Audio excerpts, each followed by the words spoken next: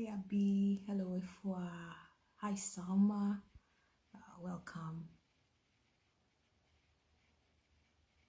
Let's give it a few more minutes to welcome the rest of the people, then we can start today's workshop.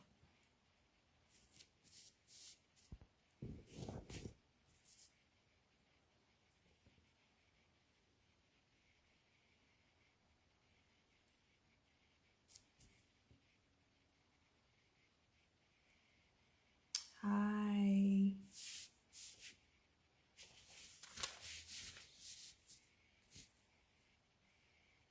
Please let me know if you can hear me.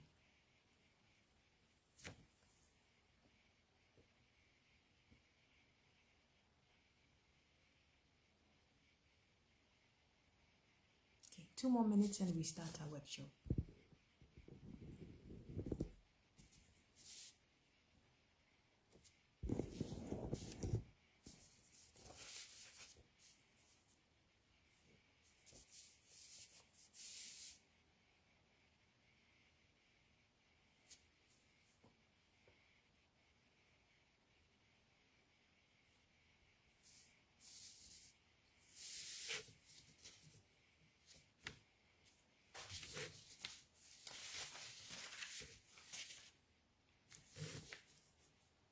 One minute more. Please give me some feedback. Let me know if you can hear me.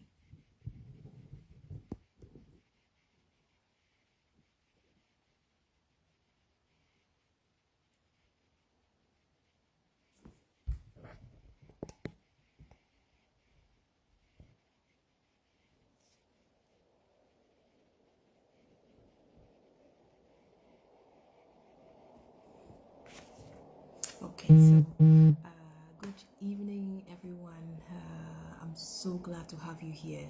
Some of you might know me, some of you do not know me. I'm Dr. Nixie Constantini, and I'm hoping that by the end of today's seminar on conceiving after the age of 35, you might be able to get some answers to your questions or feel a little better about how you're feeling. When we talk about fertility, what is fertility? Fertility is the ability to have a baby or to get pregnant. Okay. For some people, it's a little bit of a challenge. For other people, it's a little easy. So when one has regular intercourse for a period of 1 year and pregnancy does not occur, we say that the person is dealing with the issue of infertility. Infertility can be primary or can be secondary. If you say you have a primary infertility, it means that you have never been pregnant before, despite having a regular intercourse and trying for more than 1 year. If you have secondary infertility, it means that you have at least been pregnant once, even if it didn't end in a live birth. So, for example, you've had a miscarriage before, and after that, you keep on trying and nothing is happening. That we consider as secondary infertility. There are a lot of things that come into play for pregnancy to occur. You'd ask yourself, is it just the egg and the sperm that have to come together for pregnancy to occur?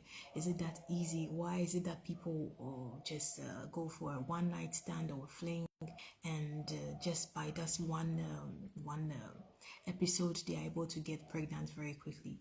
It differs for everybody. Everybody is different. Whatever it is that you are feeling, or however it is that you think, or whatever it is that you think that you are going through, you shouldn't compare yourself to anybody. Everyone has their own journey, and once you take it that way, or once you see it that way, it will make you feel a little better, reduce the stress on you, and perhaps might give you a plus, or might even help you to conceive a little earlier.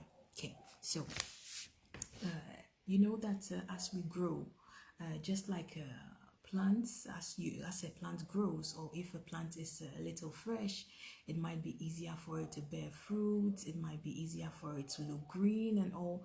But when the plant grows and becomes a little old, fruiting might be a problem, it might not look that fresh. It's the same like that for human beings. As we grow, there are lots of things that change in our bodies. Our health changes, our diet changes. There are some habits that we begin to take on, like drinking or smoking. Our sexual activity changes, preferences might change. So many things do change as we grow, and these things can affect our ability to get pregnant. Okay, so for pregnancy to occur, like I said, an egg and a sperm have to come together. The egg might be okay, the sperm might be okay, and if these two are okay and everything else is okay, they meet and pregnancy occurs. But sometimes the egg is okay, the sperm is okay, but there are some impediments. There are some things that are standing in the way of allowing this fused or this fertilized egg to go and sit in the right place for pregnancy to occur.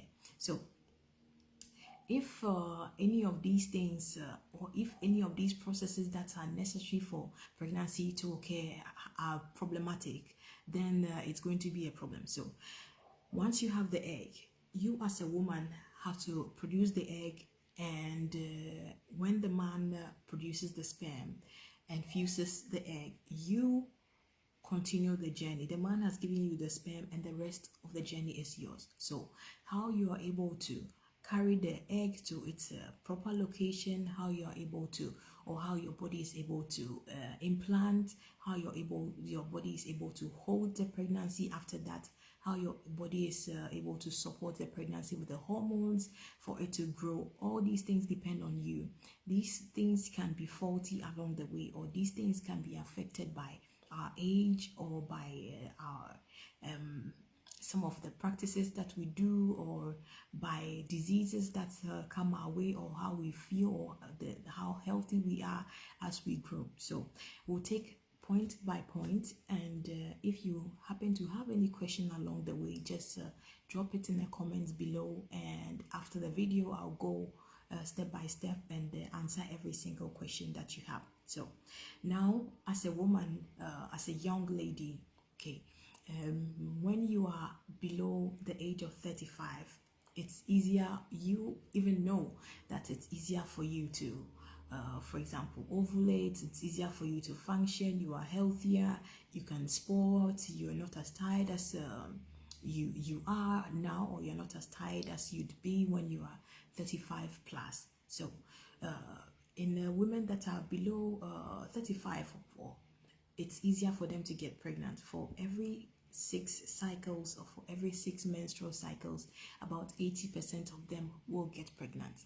But as you grow, when you go above 35, for every 6 menstrual cycles, you have about 15% chance of getting pregnant. So you might wonder, you're trying, you keep trying, and nothing is happening. It's not because like you are not normal.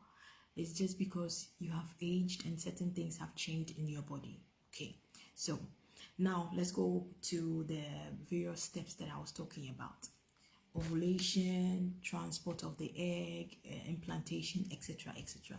So you as a woman right now have given me an egg. You've given an egg that is viable, or an egg that is okay. Let's take it that way. Even though you are about 35, you've given me an egg that is okay. So I have this egg, your partner has brought a sperm that is okay. These two have come together to fertilize. Fine. Now it's supposed to leave that place where the fertilization has occurred and go into your womb. Okay, so fertilized egg moving, it gets to the fallopian tube. What happens? It realizes that the fallopian tube is blocked. So nothing happens. The process stops there. If this is your case and you're trying to conceive, even though your sperm, your partner's sperm and your egg are viable or are healthy or are okay, pregnancy will not occur for you, because fertilization occurs outside the tube and cannot continue into the womb for implantation and for carrying your pregnancy to term. Okay, so egg okay, fallopian tube not okay, it stops there. If the egg that is fertilized gets into the fallopian tube, and some way somehow, because of certain medication that you are taking, for example, you're taking some hormonal pills, the fallopian tube is not able to move fast enough to transport the egg into the womb. It stops there, and what we call an ectopic pregnancy occurs. Okay, it's even though the egg and the sperm have fused and it's viable, the process ends there. Sometimes your tube would be okay, but there are tiny hairs in the tube that are supposed to transport the egg into the womb. These hairs might be problematic as well, and the process will end there.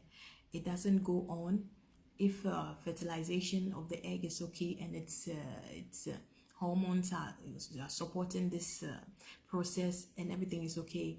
Pregnancy can go on, and an ectopic pregnancy can happen in the tube. Sometimes, despite the fact that everything is okay, the pregnancy does not continue and it just dies off, and you don't get a positive test after a couple of days. So we've spoken about the egg being okay, transportation through a tube that could be problematic. And sometimes when you have, for example, you've had a couple of pelvic inflammatory diseases, or you've had a couple of STIs like syphilis, chlamydia that have caused PIDs, or you've had or you have endometriosis, you've had a couple of surgeries. For example, you've had a cesarean section, you've had your ovaries worked done because you had a cyst. Sometimes after these processes, or because of these processes, there are adhesions in your peritoneal cavity or in your abdomen. When this happens, instead of the fallopian tube moving freely, it gets stuck, for example, to the eggs. It gets stuck to the wall of the inner part of your body. It gets stuck to the wall of the outer wall of the womb, and when the fertilized egg is released, it's not able to move to go and catch it. If this is the problem, pregnancy will not occur as well. So we've spoken about this. If it so happens that your tubes are okay, fertilized egg okay, tubes are okay, transported. This transported egg and sperm together need to go into the womb. When it gets to the womb, it's supposed to implant. Okay, I guess everybody knows about implantation.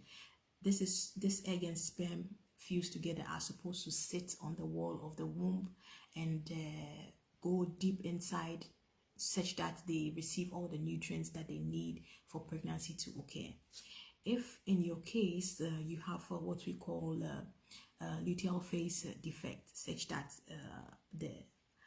after the first half of your cycle or during the second half of your cycle, the luteinizing hormone, or the hormone that is responsible for making the lining of your womb a little more fluffy or a little more conducive for pregnancy to occur, is not enough. The lining is a little thin, and when the egg sits there, it's not able to hold too much and falls up. You might realize that in the beginning you have a positive pregnancy test, but after a few days you bleed out, or you have your normal menses, you check again and you are not pregnant anymore. Implantation might have occurred, or this pregnancy, or the fused egg and the sperm sat or implanted or got into the wall of your womb, but the lining was not thick enough to hold it. In that sense, your OBGYN could prescribe hormones for you to make sure that when this happens, or before this happens, the lining of your womb is thick enough to hold the pregnancy. Okay. Sometimes too, when the fertilized egg and sperm get there, there are so many adhesions. For example, if you have had a couple of abortions, or you have had a GNC, or you've had a cesarean section, and the inside the wall of your womb was scraped a little bit more than necessary, there it's sort of a scarred. They stick together, and this egg doesn't find a good place to sit. That way it sits and it detaches. Sometimes too, you might have an anomaly. There are some people who have like a double womb. There are some people who might have a fibroid growing inside, or the fibroid growing just below the the, the viable membrane in their womb.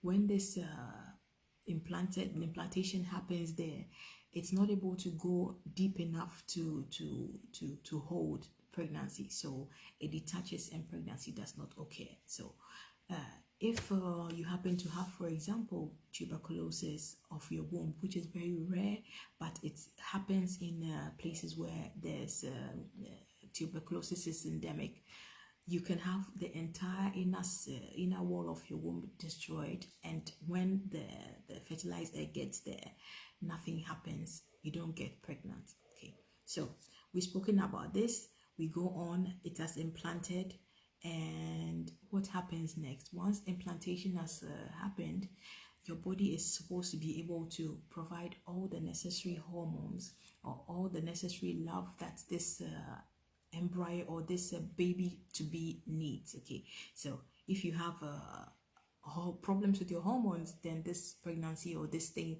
does not hold. Okay, so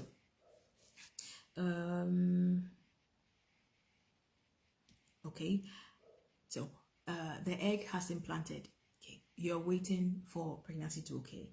What happens if some way somehow the egg or the sperm that your partner produced is a little faulty? Pregnancy will occur, but after a while the body will tell it, okay, this is a faulty embryo. This is not an embryo that can live, or this is not an embryo that has all the necessary things it needs to survive in this world. Maybe it's the genetic composition of this embryo is not okay. It's an embryo that has too many chromosomes. Maybe it's an embryo that has Down syndrome, etc., etc. So that also aborts. Okay, despite the fact that it's implanted and everything is okay, because there's a problem with the embryo, it aborts. Okay, so now we've spoken about transporting the embryo to the right place, and implantation. And sometimes as a woman, when you go above 35, you know that it's normal for the body to begin to make mistakes as we grow, because everybody, like even as human beings, the more we grow, the more tired we become, the more prone we are to mistakes, etc., etc. So once your body clocks 35, the eggs that you produce begin to become more faulty. Okay, so you might produce a couple of eggs, or you might produce an egg, and it might look okay from the outside, but the genetic composition of that egg is not okay. So when that egg meets your partner's sperm that is okay, that is viable, pregnancy would not occur. Sometimes your egg is okay, but your partner's sperm is not okay. When it meets, pregnancy doesn't occur. Lots of us, or lots of people above 35 also have partners that are above 35, or a little around that age. And these men or these partners also come with their own problems. We'll talk about this when it gets to the turn of the men and the problems that they bring. Okay, so talking about the implantation in the womb, as I mentioned, the destruction of the womb wall, I mentioned tuberculosis, I mentioned luteal phase defect. Sometimes you might have polyps as well growing in your womb. So you might notice that if once you begin to try to conceive, and you go for example for a scan, and your OBGYN realizes that you have a polyp or a growth in your womb, they might ask you to go for DNC to make sure that that polyp is not there, because it can affect the implantation, and it can affect how much how well your baby holds in the womb. Okay, if everything is okay, pregnancy occurs. But sometimes pregnancy is going on, but as a woman or as an individual above 35, age might have caught up with you. Maybe because of your dietary changes, because of your new habits, because of stress from work, because of because of age, you might have, for example, high blood pressure, you might have diabetes, you might have other diseases that come with age or that come with your lifestyle choices. These are going to affect your pregnancy as well. So, for example, you're pregnant, fertilization has occurred, implantation has occurred, but you have diabetes. You might not know that you have diabetes because you might not have checked. Okay, what happens is that this diabetes causes the embryo formation to go wrong.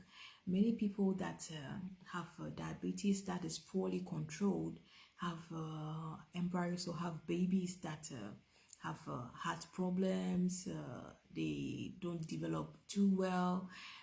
There's this syndrome called mermaid syndrome, which occurs in people that have diabetes. Okay, so if you have diabetes and it's poorly controlled, you can also have problems with your fertility. In men, for example, this diabetes comes with problems with erection, problems with if you don't erect, it's going to be a problem for you to ejaculate as well, vascular problems, etc., etc. And this is something that you wouldn't want to go into, or you wouldn't want to begin your pregnancy journey with, because it complicates everything in the end. Okay, let's see the next topic. How your life choices can affect your fertility, or certain things that can affect the fertility or pregnancy in itself. Okay, so for example, you are not young anymore, you started to drink a little bit, you started smoking, or you don't exercise anymore, you've put on a little bit of weight. Smoking, drinking, and not exercising, all these three reduce your chances of conceiving, even if you are before 35. And once you get to 35, you know that your chances have already reduced. So you smoking, you drinking, and you not exercising makes your chance go even lower than if you did these things. Okay, so when you are overweight, or when you have a little more weight than you need, what happens to your body is that it can affect your hormones. Your hormones will be so out of place such that your ovulation can be affected as well. And once ovulation is affected, or once you don't ovulate like you're supposed to, then pregnancy cannot occur. When you begin to change your diet, you begin to exercise, you begin to check your weight, with every single kilo, pregnancy chances increase. So there are some people that will say, okay, I'm overweight, I want to get pregnant, I want to try, what can I drink to reduce my weight? It is not a good idea for you to go and drink something to reduce that weight. It's better for you to change your diet, increase or even add 30 minutes of walking a day to your activity, and this increases your chances of pregnancy. Should you get pregnant whilst you have a good diet, whilst you exercise, the chances of you carrying your baby to term, or the chances of you having lower less complications during pregnancy is higher. Okay, you can drink whatever it is that you want to drink, but once you are pregnant, you cannot drink that anymore, and the weight is going to begin to pile up.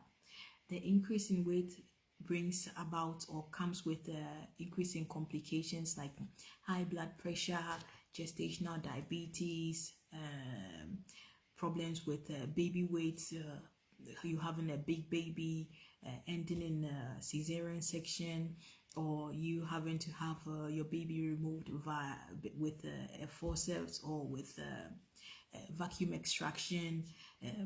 lots of injuries in your birth canal because your baby is big, so many complications, placenta removing from the wall of your womb, etc., etc., just because you did not lose weight. Okay, so when the weight comes to play, it's important for you to work on it, and with the exercise, good diet, and make sure that your weight is okay before the pregnancy occurs, or even when you are pregnant, make sure you eat well, take walks, etc., etc. Don't drink anything to reduce your weight. So life choices, we've spoken about the drinking of alcohol, your weight, and smoking. Sometimes you might have infections that could also affect your pregnancy. For example, like I said, this tuberculosis can affect getting pregnant. If you have like an STD during pregnancy, it can lead to miscarriages or lead to abortions. This is something that you do not want. And if you have there are certain toxins around you, for example, if you work in a rubber company, or if you work in a company where a lot of very, very toxic stuff are made, it can also affect your pregnancy. You might get pregnant, but because of the effect of the toxins on your pregnancy, it was going to abort. If for example, you work in a place with lots of radiation as well, it's going to be a problem. For example, you are a stewardess on the plane with lots of radiation in the air. It can affect you if you do not know that you're pregnant, and later on realize that okay, I've been working and I'm a little like a few weeks gone.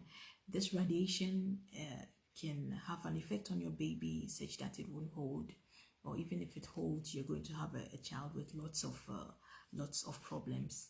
Okay, so let's look at some of the general diseases or the general things that can affect your fertility. Okay, how can affect you as you try to conceive after 35. So we spoke about diabetes, high blood pressure. You can have problems with your thyroid gland. Epilepsy can affect you as well. If you have problems with your heart, that's a big deal as well. So when you have diabetes and the sugar or your blood sugar is not well controlled, okay, you keep on having one miscarriage after the other. Pregnancy will just not hold, just because your sugar is out of place. Once your sugar is controlled with your medication and diet and some exercise, pregnancy just falls into play, and you can later be managed by a fetal maternal medicine specialist, or somebody who deals with high-risk pregnancies. Not just any gynecologist, but somebody who deals with high-risk pregnancies. Same happens if you have a high blood pressure and you begin to try to conceive. It's important for you to check to make sure that your kidneys are okay, your heart is working very well, because even if these things are working very well and you become pregnant, it's going to bring complications like preeclampsia, your baby not growing well, placenta abruption, that's the removal of the placenta from the wall of the womb. You're going to have problems with you could have problems with the blood clotting, etc., etc. You have to change your medication as well if you have high blood pressure and you are trying to conceive, because there are some of these medications that are toxic to your baby. So if you are not aware of this and you start to take the medicine, and your doctor doesn't tell you, okay, stop this medicine because it isn't good for pregnancy, after a while your baby might not hold, you might have a miscarriage, and that will be it, just because your OB or your GP didn't change the meds for you. Same happens with epilepsy. You have to have everything under control when trying to conceive, and if you have epilepsy, you need at least 4 milligrams of folic acid daily, at least 1 month before you start to try to conceive, because epilepsy, some of the drugs that you take during epilepsy reduces the availability of folic acid in your system, and you need a little, like a booster, so that even if it reduces how much you have in your system, there's a little left for your pregnancy to be supported. Okay, so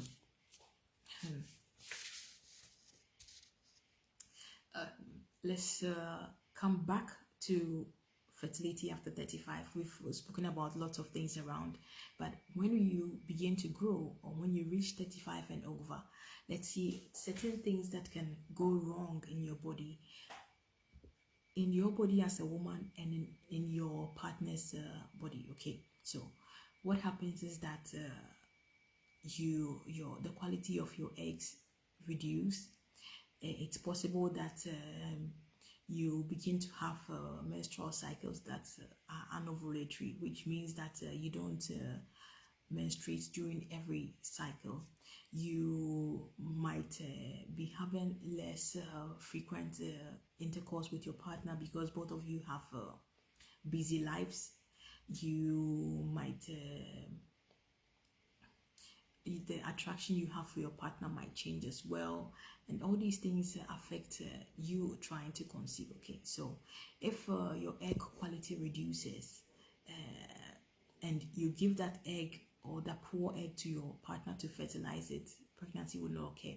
Sometimes you notice that once you are above the age of 35 and you try to conceive, after 6 months your OBGYN will tell you to go to a fertility center for you to be helped. It's because he or she knows that the quality of your eggs could come into play, and you have to go through like genetic testing, you have to go through lots of like hormonal testing, etc., to make sure that whatever it is that you are producing is okay. If it so happens that you keep on trying and it doesn't work, then of course you'll be helped with the like an IVF or insemination. These are the reproductive techniques would come into play to help you. So you produce the egg is taken from you, check to see if any of them is good enough to be used. Your partner produces sperm, and we check to see if there's any good sperm to be used, or like a couple of sperm can be used. If fertilization happens, it's implanted into you. But if you don't go through this route and you say that, okay, I'm above 35, I had a baby before, or I think that I'm okay, I'm going to keep trying.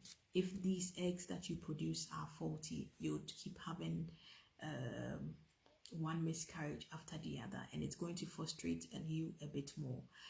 Most of the time, when one gets to the point where they've been trying for a long time and nothing is happening, there's lots of stress, there's lots of denial, there's lots of depression. You begin to feel a little out of place, like God has forsaken you. You begin to feel as if there's nothing good that could come out of you. These are completely normal ways to feel if things are not going well for you.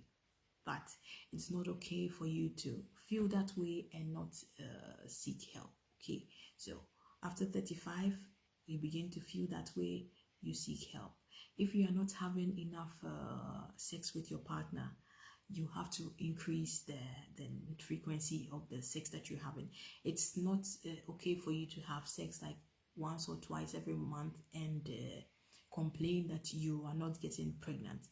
The more you have sex, the more your chance of getting pregnant. So it's some people think, or for some people it works such that when it gets to your fertility window, you begin to have sex every other day and pregnancy occurs. But in most people, it's better when you start right from when your menses stops, when bleeding stops, and you have sex every other day. It's seen that once you have sex every other day, the motility of the sperm is better for you, and pregnancy chances are better. When you wait for more than 10 days before you begin to have sex, there's something we call lazy sperm syndrome. The sperm become lazy, and even though the egg is there and is waiting for fertilization to occur, lazy sperm doesn't get there and pregnancy doesn't happen just because you didn't have regular sex. So you have to have regular sex when you're trying to conceive, and that helps a lot. When it comes to your partner, in our setting, there's most of the time we say it's only the woman who is responsible for the pregnancy, and when it's getting a bit hard, the men do not want to go get checked, or nobody blames the man. But about 40% of the time, it's a problem that has to do with the man. So your partner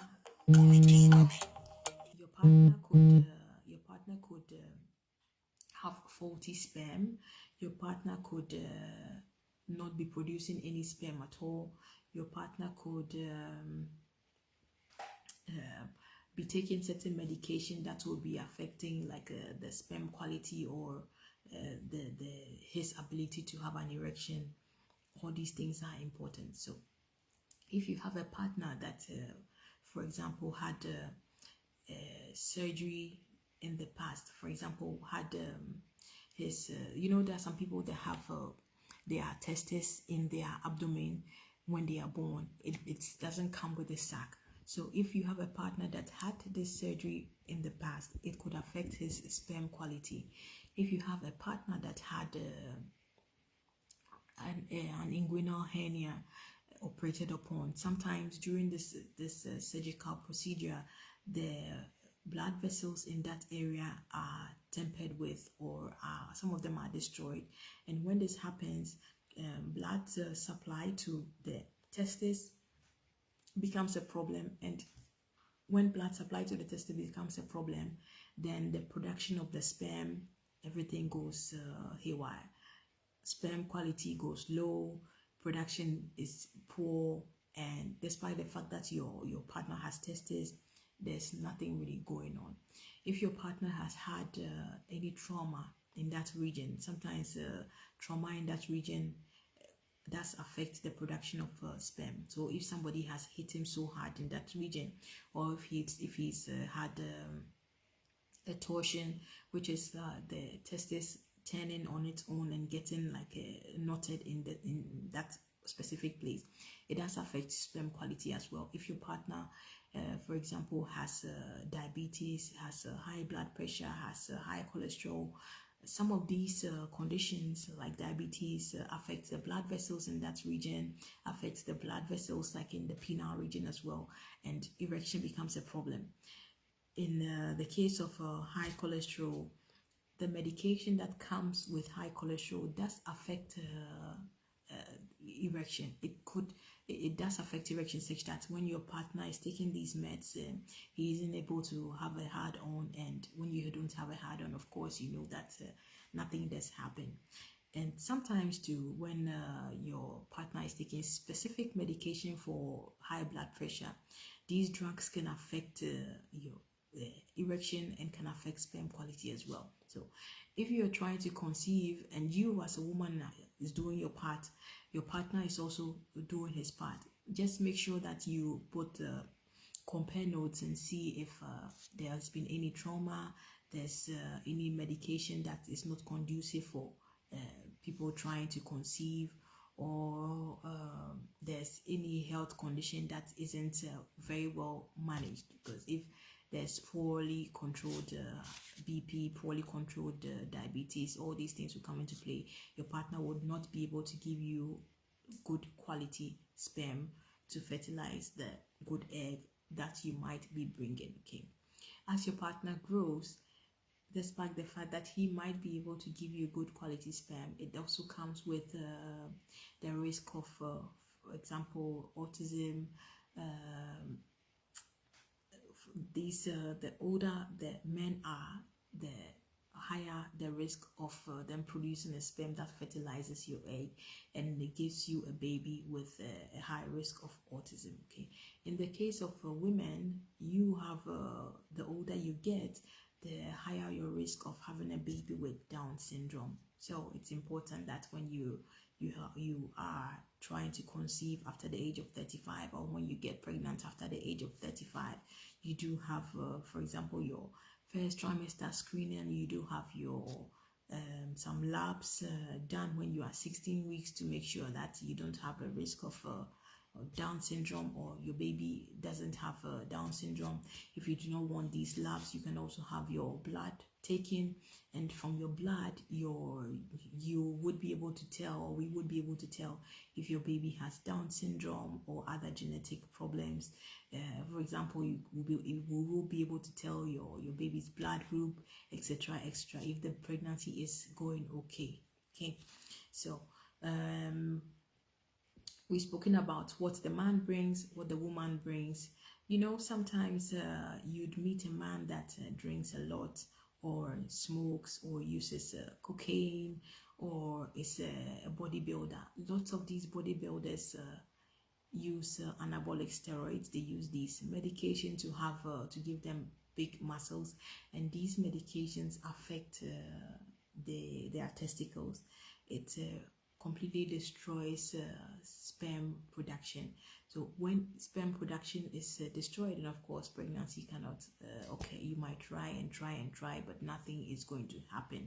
Okay, so it's good to have muscles, it's nice to have muscles, but if your partner is doing this, if your partner is taking the steroids to have muscles, or if you are going to select and you are going for a bodybuilder just because you think that it's nice, make sure that this bodybuilder that you are going for does not use anabolic steroids, because it's going to cause you unnecessary stress or pressure when you're trying to conceive. Okay, when you're trying to conceive, or if you have conceived, if pregnancy happens for you at the age of 35, then you already belong to high risk group. Okay, high risk group in the sense that because you have been trying for a long time, and because you are above the age of 35, you need special care. You can't be seen by a GP, because we are expecting that certain things could go wrong as your pregnancy progresses. Okay, your BP could go wrong, you could get diabetes, you could get you are at high risk of miscarriages, you are at high risk of having stillbirth, you are at a high risk of having problems with your placenta, etc., etc. So in that case, your OBGYN that has experience with high-risk pregnancies might put you, for example, on an aspirin. This aspirin is to help improve the blood supply to your baby, and help prevent preeclampsia, which is very common, or which is typical in people above the age of 35. Okay, so in the case where by your obstetrician or OBGYN has given you aspirin, you have to make sure that you need to start taking it before you reach 16 weeks, because if you take it after 16 weeks, the effect of this, the protective effect, such that you don't get preeclampsia, does not work anymore. It becomes unnecessary for you to the medication that you are taking isn't necessary anymore, doesn't work as it's supposed to work.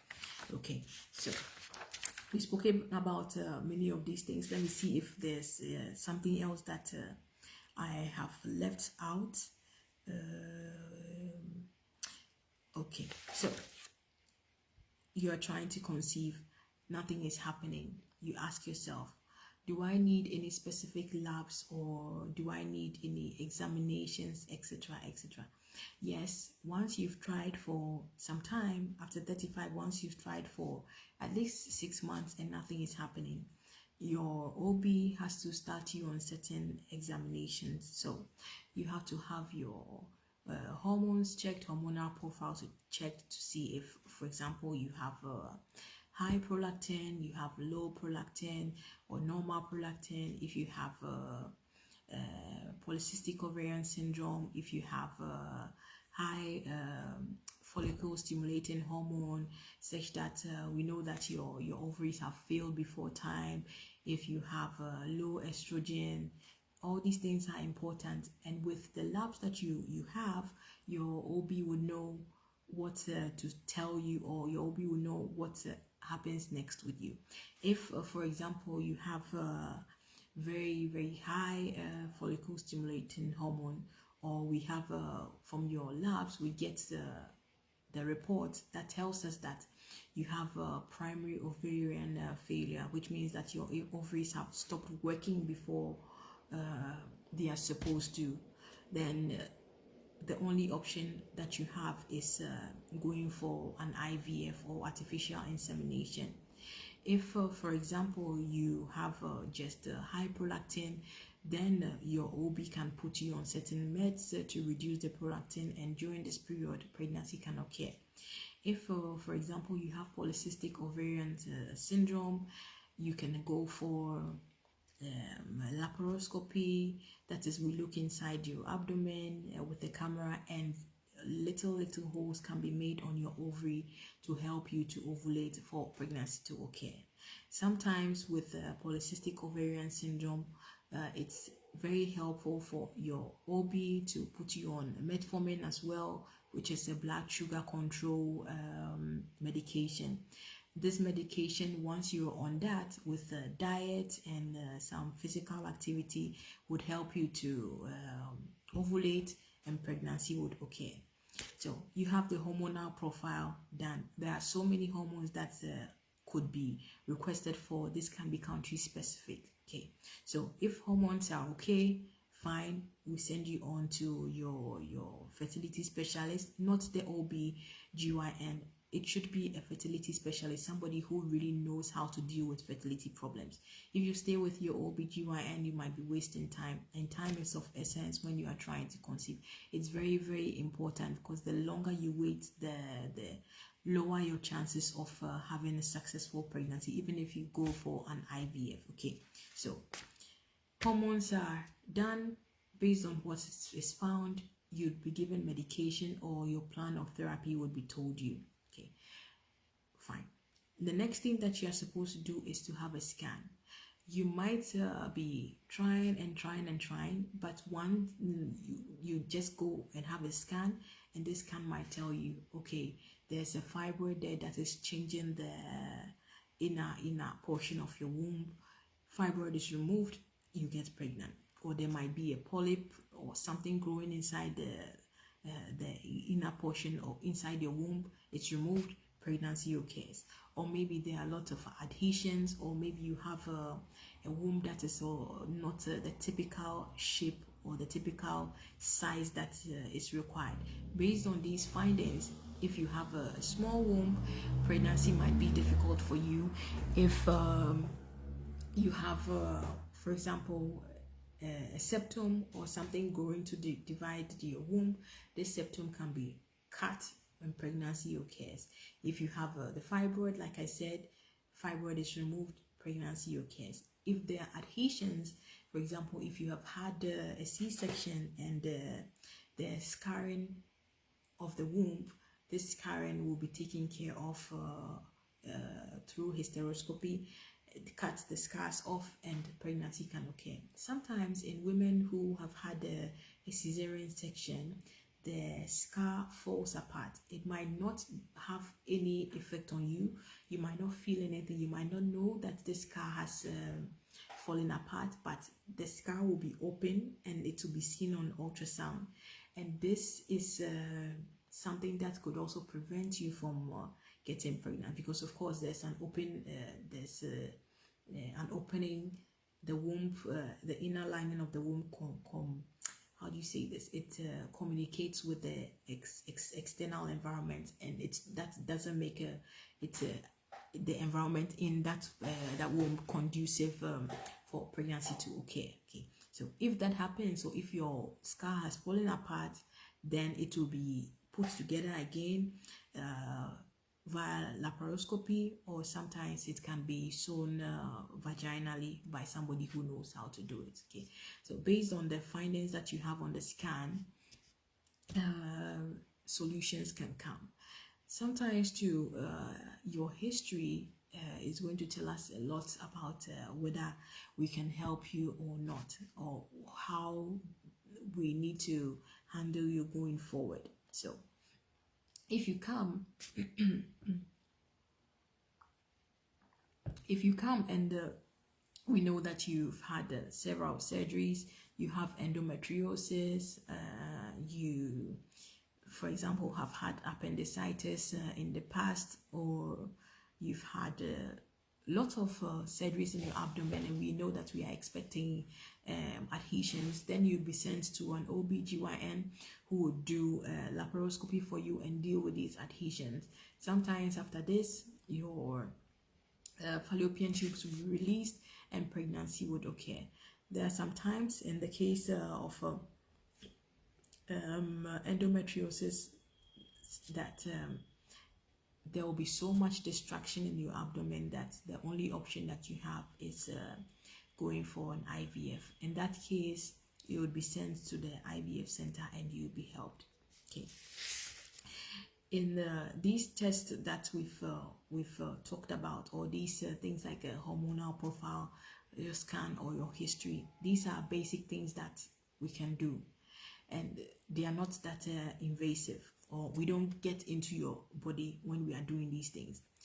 If we need to go a little deeper into your body, which is if we need to do more invasive procedures, then it's the hysteroscopy comes into play, the hysterosalpingogram comes into play. The hysteroscopy is we looking into your womb to see if everything is okay. You can do it together with a laparoscopy, such that water is passed through the fallopian tubes, and we check to see if they are working or not. You might have heard some people saying that they went for a hysteroscopy and they flushed their fallopian tubes, and right after flushing, pregnancy occurred. Sometimes there's a mucus or there's a debris in these tubes, and once the water from or once the fluid from the hysteroscopy procedure flushes it out, the tubes are open again and they can transport the egg for implantation, or they can transport the sperm to meet the egg. Okay, so if your tubes are completely destroyed, or if they are filled with fluid, you can go for so many flushing sections, and pregnancy will not occur because the tubes are already damaged.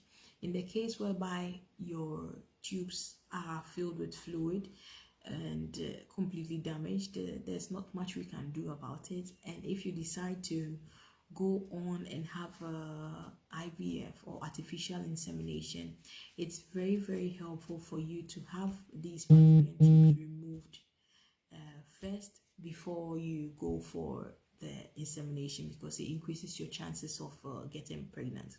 If you think that you don't want to have it removed, fine, you can go ahead and get your insemination done, but you should also bear in mind that if things don't go the way you want, or if pregnancy does not hold, you already have the information, you've already been told that this is what is going to happen, and you will have to take the blame for that. Sometimes it will work fine, but lots of the time taking the tube off increases your chances of getting pregnant. So if you have this, it's important for you to get the tubes off and